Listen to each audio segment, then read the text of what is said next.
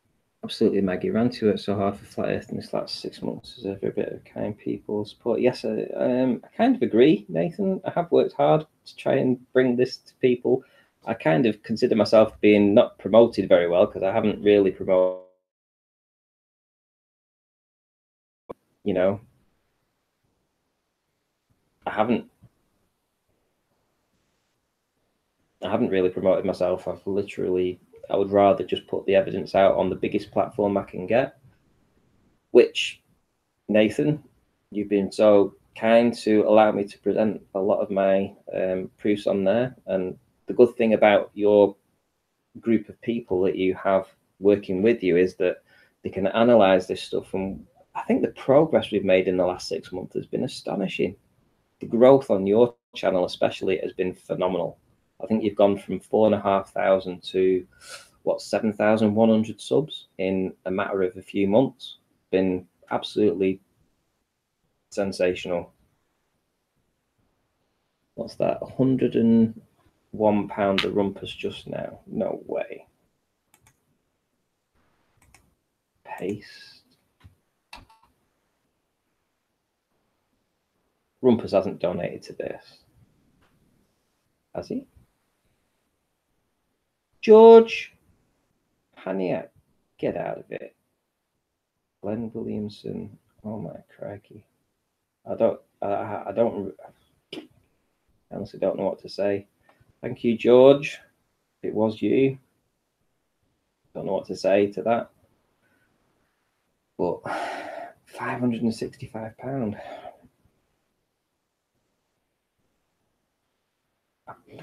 Just amazing. Thank you very much. Thank you very much.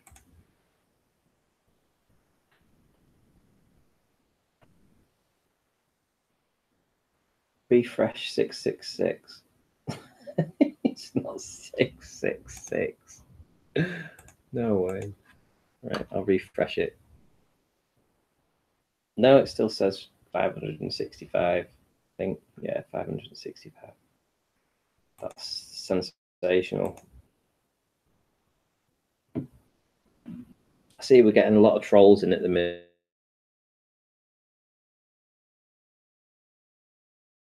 Pete, you need a wrench, my friend.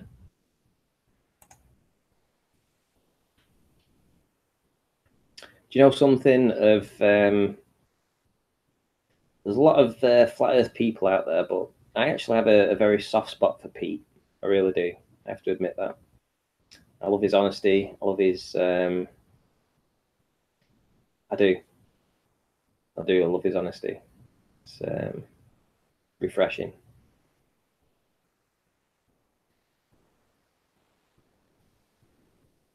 Might not agree with everything that he says, don't get me wrong, but I could listen to him chat all the time. Really, Rumpus hasn't donated. Get out of it. I'm refreshing it all the time. Like, look, there's no. Oh, there is 666. That's not the Rumpus. Get out of it.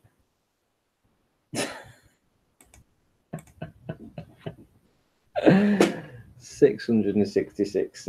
Oh wow. Pete was battling the balls going back as far as I can remember. Absolutely, yeah. I mean, when I first joined, I remember my first introduction with Pete. I think it was when I'd been put on. I think Anthony dragged me onto Isa Mahalski's channel, and there was a lot of ballers back then in the debates, and Pete Shea was in the side chat, and he was like, "You're all actors. You're all actors. Everybody, everyone's an actor." And I think it took me maybe I don't even know if I'm actually not considered an actor by him, but essentially, I think it's taken the longest time for him to somewhat kind of have trust in me. I know he likes my 1 foot observation. I'll say that. But yeah, I can kind of agree that there probably is a lot of like people in the flat Earth community that aren't there for the nicest of reasons. I don't understand. I honestly don't understand what the Limitless channel does, or Awake Soul. I don't understand their input into this. I really don't. I don't understand what their motives are behind it. Anyway. I'll have a quick look, see if I've got anything else for you guys right now. If not, I might wrap this up. And wow, I mean, just putting away £666. It's like sensational, absolutely sensational. Maybe have a little bit of shark boat, for a time. I know IM Realm Media love this.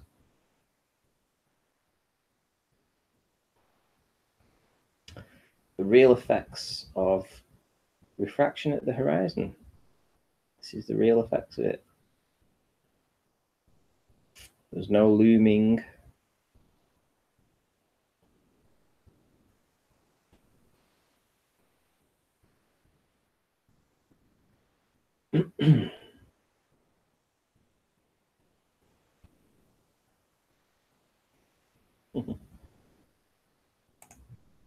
It was a fair way away. You can't even see it now.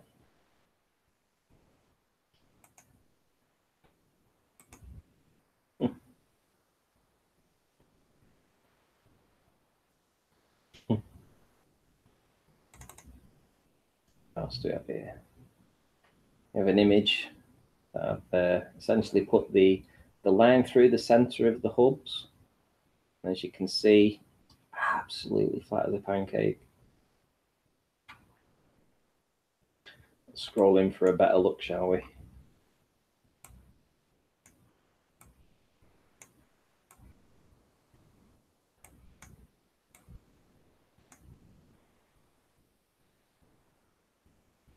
And at some point, their angular size will reduce so much that it ends up being nothing. It will be a speck in the distance, a pixel or half a pixel, indistinguishable between the horizon and the viewer.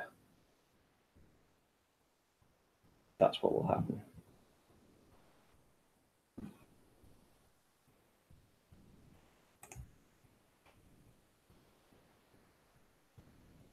Get out of it. Gem Panda, £200 2 minutes ago. No way.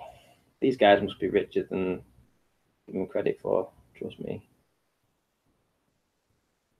£200 from Gem Panda?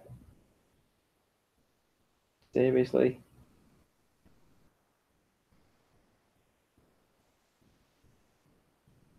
I have to check that.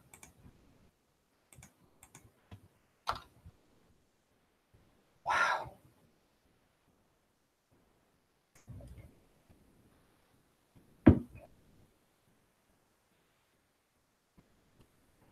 I'm going to have to do a lot of work, I tell you, to repay everybody for this.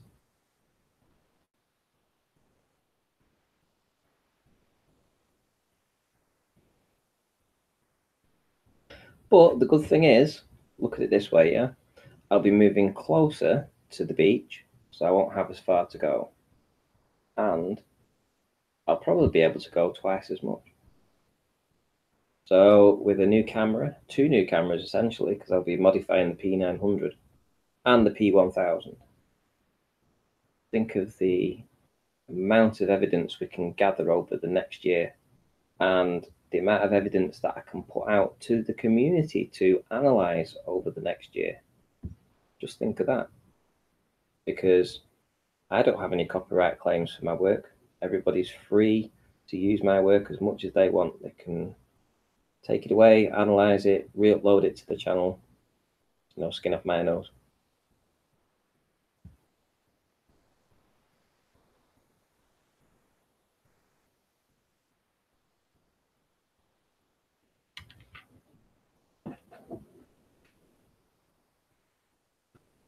People have always donated. He never had anything set up for it before. No, I didn't. You're right. I never did.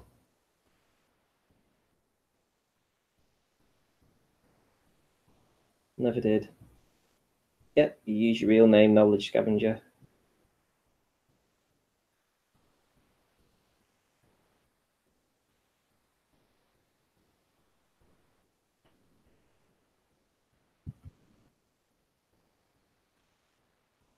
Survivor Fame Ranty. There we go. Add a moderator. Here we go. And do you know what's nice about having a channel that's troll free? Is that I know Nathan disagrees, and he wants to show the good, the bad, and the ugly of flat Earth, and how we actually and how we actually fought our way through the horrible stuff that comes around.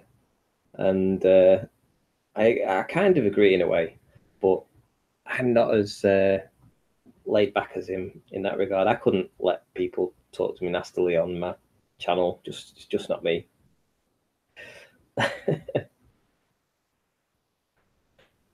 Wow.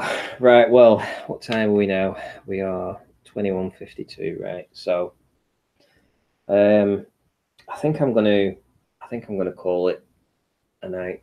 I really am. I'm absolutely blown away with everybody that came in. Is my stream offline? It looks like it's whizzing around.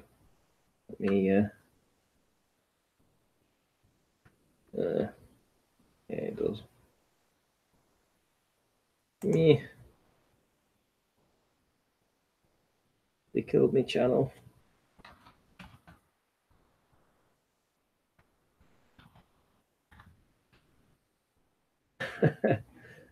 Right. Well, if I am still showing, which I hardly doubt, I'm going to end the stream now and say a massive thank you to everybody. Thank you very much. Genuinely. Thank you.